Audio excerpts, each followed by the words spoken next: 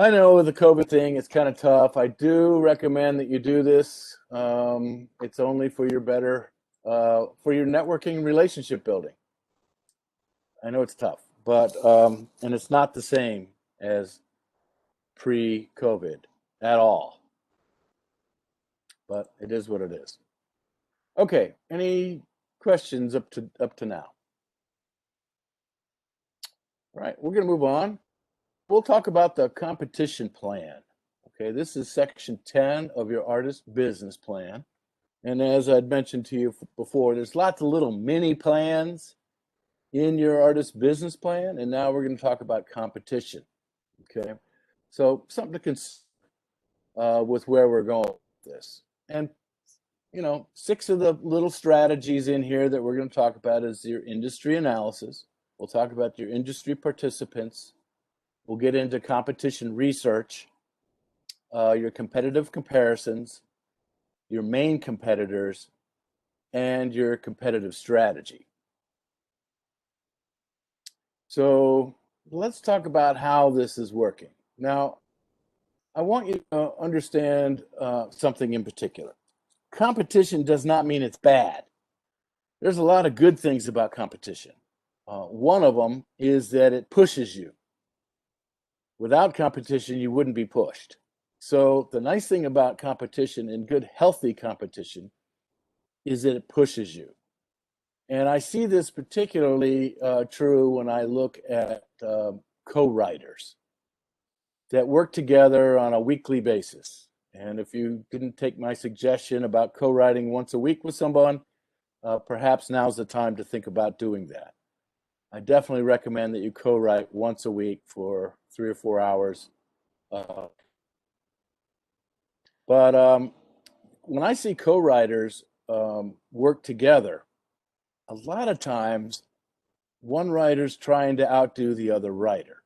And this benefits both because they're co-writing for the artist that they're working with, or an artist that's going to be potentially worked with. So it's a good thing, especially because, as you're a songwriter, most of you are songwriters, somebody comes up with the initial idea. It's not like it's a joint thing at the beginning. So that initial idea can spur other ideas from their co-writer.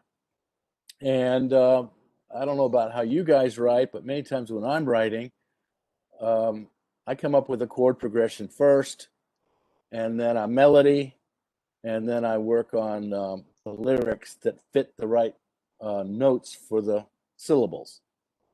And usually come up with a title maybe at the beginning, because that's the hook typically. A good title, you got to have a good title. And that will help you. Now, if a co-writer comes on board, and I do some co-writing, just like I recommend to you. Many times a co-writer will come in with a different set of chords or some lyrics or something that interests them, and it challenges me to be better than them, and they get challenged by me to be better than I am. So competition can be good. The other type of competition that you might want to think about is, and when we do the comparisons in a little bit, would be those that do live performances. And so if you're doing an opening slot in a gig situation, it's always the goal of the opening act to blow away the headliner.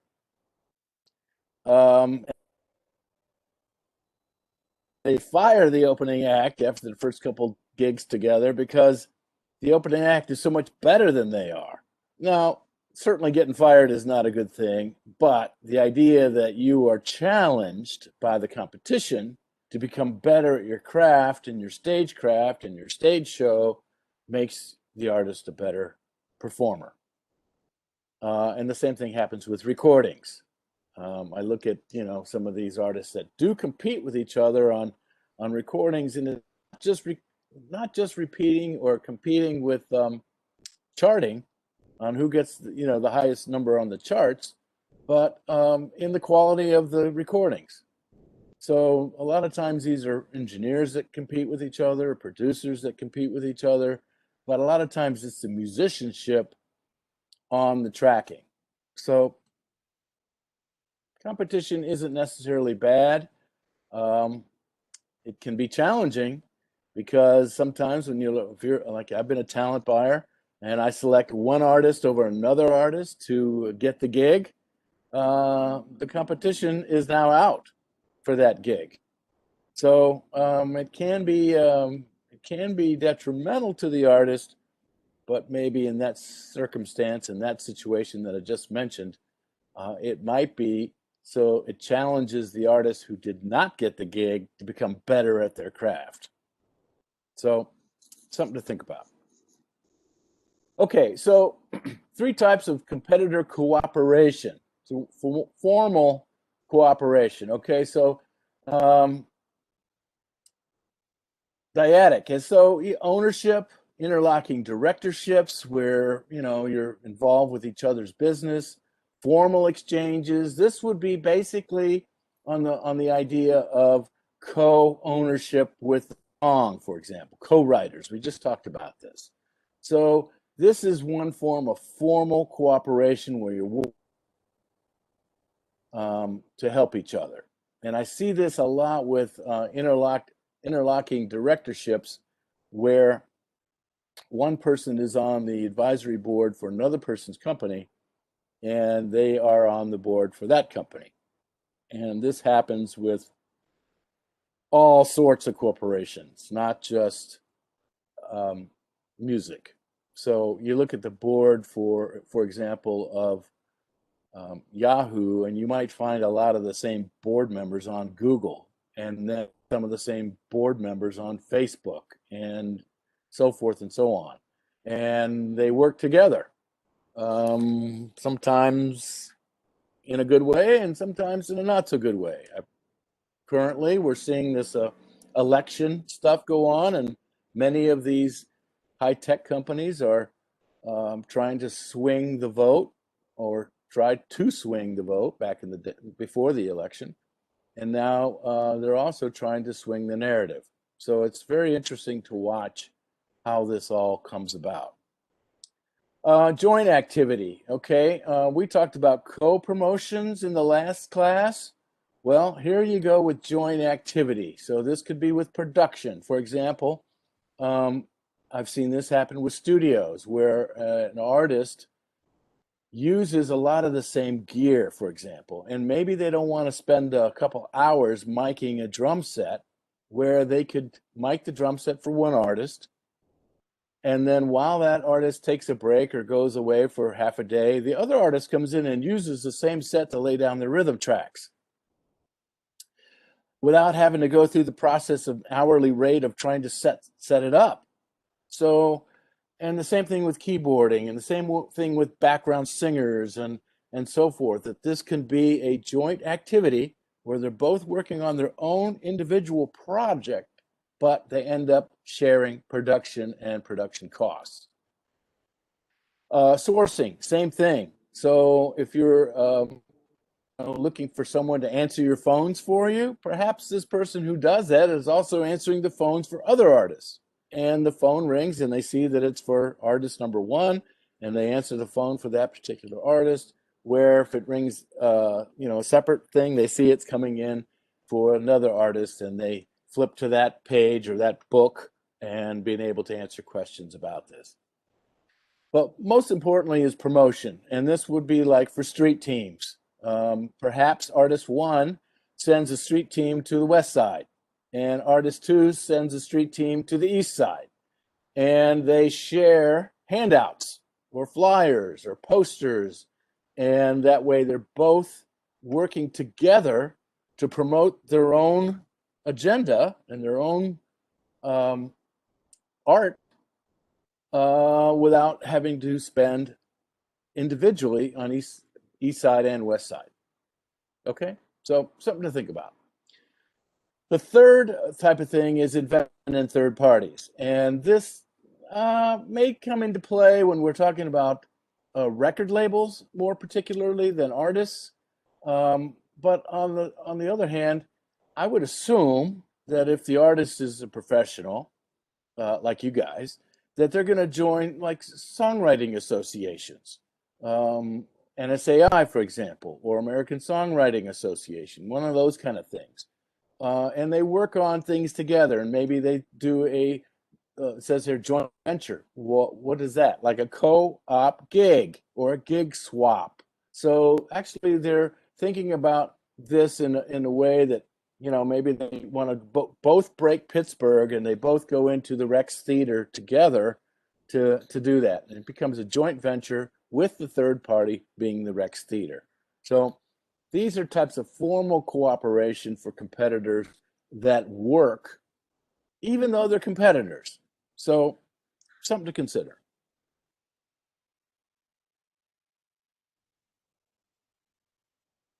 Okay, this section of the artist business plan evaluates the potential competitors of the artist, including other performers, other songwriters, competing gigs, and ultimately any potential dollars spent somewhere else. That's the downside of competition. Have a dollar in their pocket, and many times they have to decide on who they're going to give it to. It might be artist one, it might be artist two, it might be the Cleveland Browns, it might be the movie theater, it might be a Netflix subscription. So any dollar that comes out of someone's pocket that goes to someone else is a dollar that could have ended up in the artist's pocket. Well, we like to narrow that down a little bit to keep it in the entertainment industry, because some people, many people, only have a budget for their entertainment dollars, and then they have to decide where to spend those dollars. So maybe it's a concert, maybe it's a download, maybe it's a CD, maybe it's a merch deal.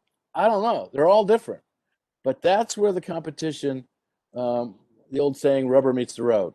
Okay, so there's good competition, and then there's competition that could hurt you. But what we're going to talk about here is ways that maybe you can avoid that. Quality, quality, quality. If you've got the best quality out there, most likely you're going to steal all business from the competitor who has less quality. So the number one thing you have to think about with competition is the quality of your products and services. Okay, just remember, and there's everybody else. Okay, you are the focus. Okay, as I mentioned to you a couple classes ago, everything you do is a career move. Everything you do is a career move. You're taking classes at Tri-C as a career move. You're honing your craft and practicing as a career move. You're networking and relationship building as a career move. Because everybody else is a competitor. And they might be your friend, but just remember, there's you and there's everybody else. And then you have to look at how that's going to be. These people can replace you at a gig, right? So you don't get the gig, they get the gig. That's a replacement. Or direct competition, for who's going to transfer the dollar to their pocket as opposed to your pocket. Potential competition. The ones that might get the gig, or you might get the gig. Who's going to get the gig? That's potential competition. Indirect. Okay, this is a lot more broad. Okay, so indirect would be something like entertainment field we talked about, a dollar out of their pocket to the artist who's a musician, or a dollar out of their pocket to go to a Browns game. And then regulatory. Okay, so maybe we have the COVID thing in one club, but we don't have it in another club. I know it's statewide, so I guess that's a bad example, but that would be a regulation. What can be done. So, well, let's go back to it. Maybe it's an inside club that everybody has to wear a mask, or an outside club where you can wear a mask. It's optional. Okay, so that would be a sample of regulatory. Yesterday, down at Edgewater Park, there was a large drum circle. And these drum circles happen at Edgewater Park on a pretty consistent basis, and they have for many years. It's a good spot to go, kind of get into the vibe of the rhythm of the drums. And a lot of people show up with bongos and congas and, maracas and things like that. But it is an interesting way to get out and see some live music that's outdoors. And I think yesterday maybe 20% of the people were wearing masks. I'm anti-mask, but I get it. I guess it's better safe than sorry. But when I saw the CDC come out and say that 84% of the people that got COVID had masks on, so I don't know. Any questions on that? All right, then let's look at your competitive analysis. You're in the industry that we're in, this crazy music business industry. So you've got a couple different things that we have to look at within the competition plan, okay? So the big yellow thing in the middle, the pricing. We've talked about pricing before. We'll be talking about it more again when we get to finance and when we get to sales. But you can't be overpriced. You're going to overprice the artist right out of the market. But remember that if you're underpriced, you're losing potential income. So coming up with a good, fair price for the quality of the products or services makes a lot of sense. So this is why you've got to look at your competitors and do an analysis. What are they charging? What's a similar artist to the one representing charging for a gig? Are they overselling? Are they underselling?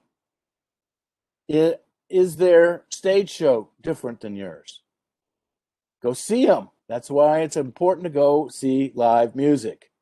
Go see the competition.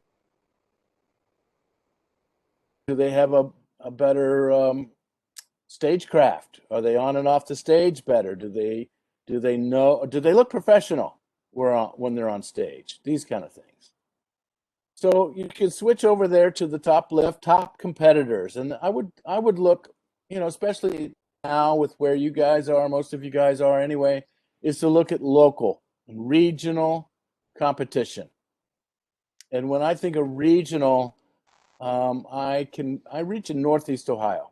That's pretty regional for me. So anything from Ashtabula County out to Lorain County and as far south as Akron, it would be a good geographic area to consider. So within that market right there, who's your top competitors? If you don't know, this means you're not paying attention. Okay, so if you're a live performer, who's your top competitor? If you don't know, that means you haven't been out and checking out live music. Check out Reverb Nation because they do a breakdown locally. And some of the other online media sources also break down things locally. And see who your competition is on there. Go out and see them. Check out their website. What are they doing different than you or the artist that you're representing? Okay? You got to know your competition. Okay? And then to the right, competitive position. Is this competition well known?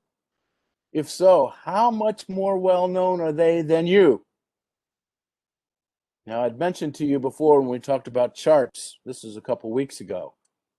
If you're number 11 on the chart, who's looking at you? Number 12, right? This is number 11 in my spot.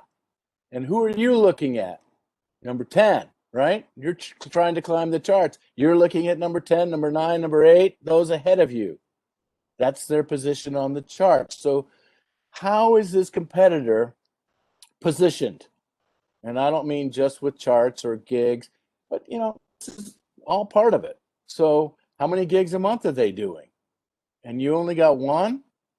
How come they have so many? Do they have a good agent? Do they have a good manager? Do they have somebody on the phone all the time? Have they been around 100 years? There's reasons. And what you need to do as a competitive analysis is to think about your competition and say, what's the reason they're positioned the way they are? Okay? We'll slide down to the bottom right. Competitive collaborators. We just talked about this. So the collaborators could be there, but yes, they are competition. And you have to address it accordingly. So when you're looking at your industry analysis, one of the 5 things that you should consider is your competitive collaborators. And then finally, what is your competitive advantage? Do you work harder? Or are you up earlier? Do you network and build relationships better than they do? Do you have a better business plan, which I'm assuming that's gonna be a major advantage to you if you've taken this class. If you look around to some of these artists and you ask them if they have a business plan, I would bet you that the regional artists don't, unless, of course, and they've taken my class. Then they'll know the value of having a good business plan and focus. So, what are your advantages? List it down. 1, 2, 3, 4, 5. What are your competitive advantages? And put it into this section. Industry analysis. No questions. Okay, so the music industry is a major section of the entertainment industry. Music is used everywhere and in the industry in places like nightclubs, movies, restaurants, and recordings. Musicianship is needed for each of these sections. So one thing that I would like to stress here when I look at this is that you should keep in mind that we are really in the entertainment business. Musician is a subsection of the entertainment business. So if we're in the entertainment business, that means we're here to entertain. Nothing's worse than going to a gig and watching all the musicians with their back to the audience, not entertaining. Or even one musician because he's shy. It's just, you got to be entertaining. That means, not only playing your chops well, but having a good spiel from stage. Maybe tell a joke once in a while or interact with the audience or these kind of things. This is all part of the industry analysis. So let's look at the industry participants, okay? So we'll look at the broad one first, the big light blue circle on the outside, replacement. These are substitute products or services, potentially with the same customer. Remember, we have 2 different types of customers. We have the fan customer and the entertainment industry customer.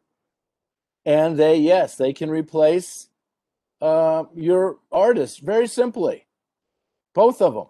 They can buy their product or they can buy their service. And so it all comes down to time and money and prices and so forth. And these same things that we just talked about. Okay, so that's the bigger circle.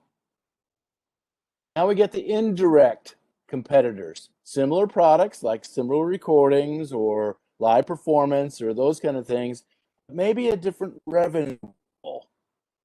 This would include artists that do gigs for free because they want to do the promotion, get the promotion out of it.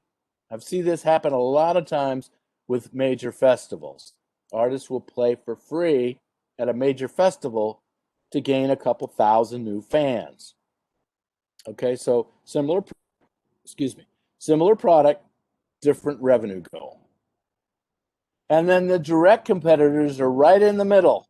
Similar products and similar revenue goal. We play music, we play this style of music, we make this kind of money, our fans are similar, our incomes are similar, and we're going to have to figure out a way to create better quality in order to quash the competition, if that's the right term.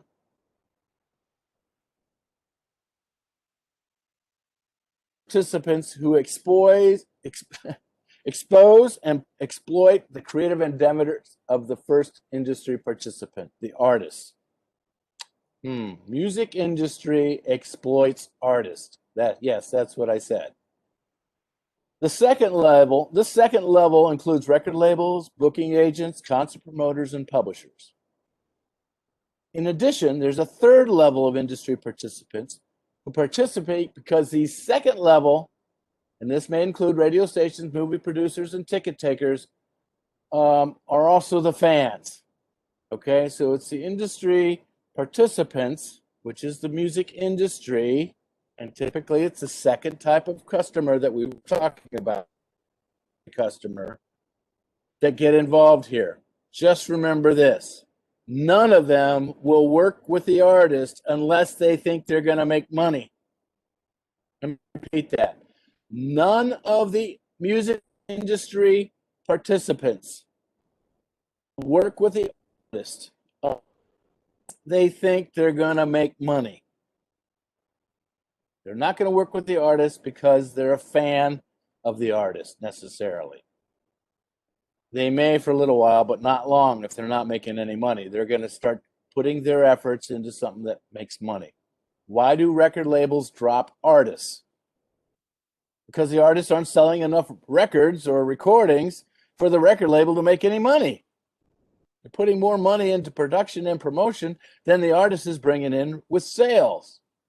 So they drop them. Why does an agent drop an artist? Because they can't find the bookings for the artist because the quality's not high enough.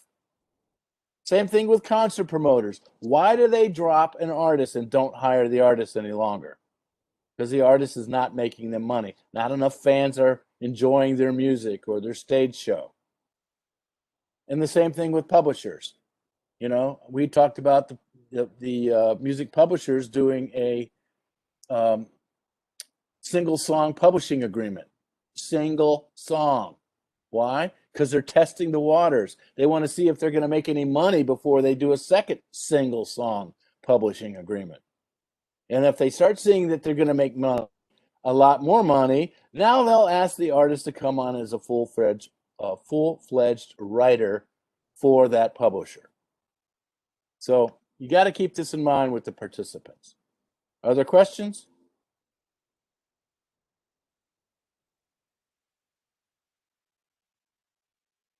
But let's get into this. When you're looking at your key competitors, your top competitors, now you got to do a little research. First of all, you got to find out who they are. So that's research just in that case. It's my contention that anyone who is in the music industry is a potential competitor. And even if you do hip hop and they do blues, they're still a competitor. Now, it might be a little bit more indirect. They are still a competitor. I mean, they're both in the music industry, and they're both pulling dollars out of fans' pockets, and they're both getting gigs. Okay, but once you identify your top competitors within your direct market, your direct competitors, this is where I talked about being able to find more things out about them. Look at their website. Look at, one thing that I've noticed about finding some competitors is Reverb Nation. It's really good for this. You can go to Reverb Nation, you can type in Ohio, you can narrow it down to Cleveland, and it'll bring up a whole bunch of Cleveland artists, and then you can sort through them to see, okay, who's number one? Who's number two? Are these direct competitors or indirect competitors? Okay, it's a good spot to at least see this. The thing I like about Reverb Nation is that if you look at those competitors and see where they're playing, where they're performing, it might give you a whole new idea of where the artists that you're representing can perform because they list their calendars on there. So this will give competitors a chance to say, oh, I didn't know there was a club down in Canton that plays my style of music. I didn't know there was a club out in Lorraine that I could maybe get a booking at. So these kind of competitors list their gigs for the fans, but you, as doing a little research on your competition, can also look to see, oh, well, look at this. This is an idea. This is an idea. And then you have to look at these competitors because I can tell you some of them. I mean, I know a lot of musicians who do only originals. Well, that narrows their market down. I know other artists that play half originals and half cover songs. Well, that broadens the market a little bit. I know musicians who only play cover songs. Okay. Well, if that's the case, where's the venue? Because some venues, and I've dealt with them all, some venues say no originals. Now, if your artist is playing a lot of originals, you know not to even call them on the phone. It's not going to be worth your time. It might be a good question to ask if you do call them and say, "Hey, does the artist that play there play any originals?" But if you've been there, you've done your networking relationship building, and you checked out your competition, you already know the answer. Keep a list of these venues that you could potentially play at. This is part of your research. Okay? You'll be able to identify a select number of clubs where you could potentially perform. You got to know your competition. Okay? So you're going to look at your competition and look at the markets they're in. We just talked about this. What clubs are they in? Do they play outside of the Northeast Ohio market? If so, where? Do they play maybe Erie? There's a couple really good clubs in Erie. Original music clubs in Erie. The Dockside, for example, it's a great little club. Do they have the same or similar products? Did you look at their merch table when you went to see them? Did you note all the products that they might be selling on their merch table? Did it give you some new ideas? And look at the industries that they might be in. Are they also shopping to film and television? Are they writing for other artists? Do they have a publishing deal that maybe the publisher's helping them out? These are things that you need to look at your competition when you're evaluating them and doing your research to find out if it's something you want to compete with. Are their customers your customers? If not, is there a way that maybe you get a new customer by attracting those same customers from that competition? The vendors, those are the clubs. Those are the ones that spend the money to hire the services of the artists to come in and perform. Okay, so these are all comparisons that should be evaluated when you're coming up with your competition plan. After the artist has identified their competitors, they are now able to compare why they are more or less successful. This could be the creative ability, or it could be the team that the artist has assembled. There's lots of other things that it could be, but these are some of the things that you have to think about. Okay, let's look at your main competitors, okay? And this is good and bad, okay? So there's threats, but there's also good possibilities here. The competitive rivalry, which I mentioned when we were talking about co-writing, okay? So the competitive rivalry could be a good thing, but then you have to look at how the outside views the competition. So, for example, the top one says power of the buyers. Well, who are the buyers? Well, let's talk about the talent buyers, the ones that hire artists for gigs. They have a choice between the artists that you represent or a whole bunch of other artists. Why are they going to hire your artist? And then they have power. They could say, well, I don't like your price. I can get it cheaper somewhere else and it's similar. And you're going to say, well, who is that? And if they do hire someone else, pay attention to who they hired. And the same thing for you. You know, when you do a quote, when I was a booking agent, I didn't ever give them a price for the artist. I asked them what their budget was. They told me how much they were willing to pay. And it just so happened that many times the artists that I represented fit right into that budget. What do you know? Better than losing a gig. So, little tricks to the trade. Don't quote a price necessarily. Ask the talent buyer what their budget is. And then come in under budget. So if they tell you that they spend typically, I don't know, $1,000 a night on an artist, you can come in and say, well, that's right in our budget, but we'll do it for $950 or $900. Okay. Don't sell yourself short, though. Don't come in and say, "Oh, that's way too high. We'll play for $200." No, you don't want to do that. Okay. Power suppliers. Well, it's the same kind of thing. Suppliers and buyers can be the same with what we're talking about here. Suppliers in this case might be record labels. Okay. They have a way to um, negotiate a price for the artist with points or lower points, depending on how you negotiate with the record label. Threat of substitutes. Okay, so this is some artist that comes in and says, "Hey, I see you got artist A playing at your gig. We can come in and do this for better. We're a better band. We're cheaper. We have more fans. So is this a threat? Yeah, it sure is. Okay, and then every day there's a new band. Every day there's another band on the street corner that's willing to take your gig. Every day there's a new recording that's willing to take your number 11 spot on the charts because they believe that they're going to go to number one. New entrants all the time. It's not just artists. A lot of times it's the products that they're putting out. New stage show, new CD, new recording, new management that has contacts. Okay, you have to look at competitors.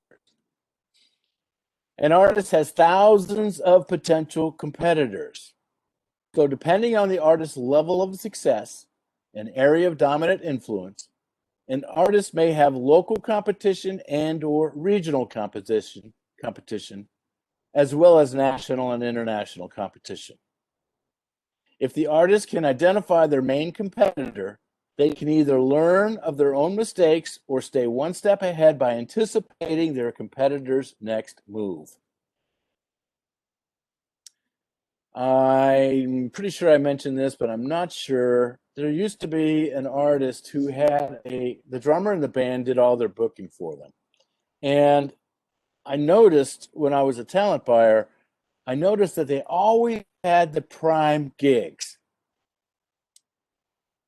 The best night of the year is the night before Thanksgiving.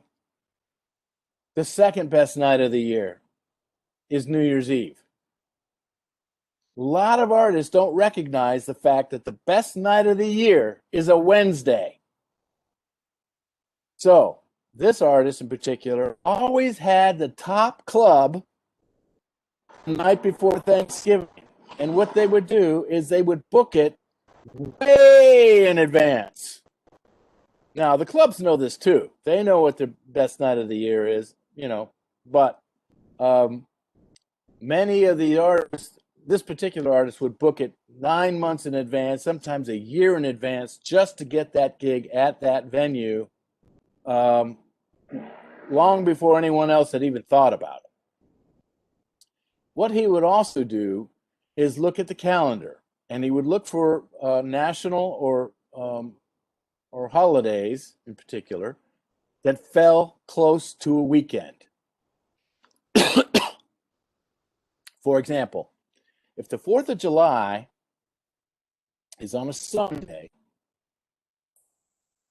businesses are closed on Monday. Excuse me. That means that Sunday night gig is going to be valuable.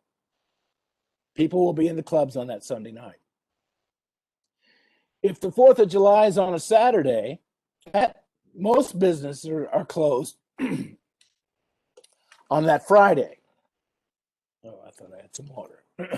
On that Friday, which means that Thursday night gig becomes valuable. So if you look at all the clubs and you look at all the holidays, you can start placing it out and seeing which ones are going to work. Christmas, Easter, well, many people don't celebrate Easter as much, but Christmas they do. New Year's Eve, when is that date? What day of the week is that? If it's a Wednesday, you're kind of out of luck because a lot of people won't go out. Well, New Year's Eve is different, but that means they're out on New Year's. That means New Year's Day, that Thursday is open, but New Year's Eve, I'd already mentioned, is the second most popular booking night of the year. But you can look at other holidays. Labor Day is always on a Monday, right? So Memorial Day is always on a Monday. That means that Sunday night gig before it is always a valuable night to try and get a booking. So these are just things that you need to recognize and stay one step ahead of your competition by booking these things way in advance. And just keep in mind, the clubs know this too, okay? Doesn't mean your competition knows this. They might know it, but they might not apply it. You know it, and now you can apply it. All right, so what's your strategy with dealing with your competition? Well, one thing we just mentioned, stay one step ahead. Look at the calendar for the next 365 days and do this on a regular basis. Just don't look at it in January and say, okay, I got the year done. No, be looking at January, February, March for next year also. So we're in November. You should be looking at the summer already for bookings. Festivals start booking, just so you know, festivals start booking in January for the summer. They start looking now, November and December, putting all the potential artists together. They start booking it in January, and usually by March, they're done. So don't start looking for gigs for festivals in May. They're already booked. And why? Because they got to do flyers and posters and begin their promotional ideas and planning. They're way ahead of the game. So if you're going to wait till a week before a gig, you're not going to get it. Okay? Strategies. Okay? The little joke here, stay the heck out of my market with your low prices. Okay. Well, low prices is certainly a competitive strategy. 10 minutes left. Let's do the strategy. Yeah. Doesn't work. You're going to do it in advance, okay? So, couple ideas, strategy. Lower cost. Okay. Don't undersell. Don't undersell. Lower cost. Certainly for gigs, this is a possibility. And when you, if and when you get into the festival market, you might find that this is something you might want to consider and pay attention to. Where did it go? Differentiation. This is back to content quality. Okay? Differentiation. You're better than the competition. And then focused. You know, you're focused on a segment of the market, not the whole market. You're not, if you're a all original act, you're not focused on the cover and, for example, just take them off. They're not. It's not worth it. You're not going to get in there. So take it off your list of potential marketplace. Okay. The competition. Well, one good way is to have a good team, a good manager, a good agent, a good producer. These key team players are essential to spotting trends as well as staying current with the state of the music and entertainment industry. All right, well, you are your own manager. The artists that you've selected should be their own manager at the beginning. And what have I said? Pay attention to Billboard magazine. You're going to start to see trends. You're going to start paying attention. Now, by doing this, you'll be able to notice things that are out there, and all of a sudden things will start clicking for you. You'll go, oh, hey, look at this. All right? Agents do this because they know who's booking and who's not booking when the festival season starts. Producers, they know about when to release product. You're not releasing product now. You're going to compete with all the major artists for the Christmas season. Don't do it. Your best market is in March and April. So producers know this. Good producers know that independent artists should be releasing their products in March, April, and May. Best is late March. Okay. Any questions on competition?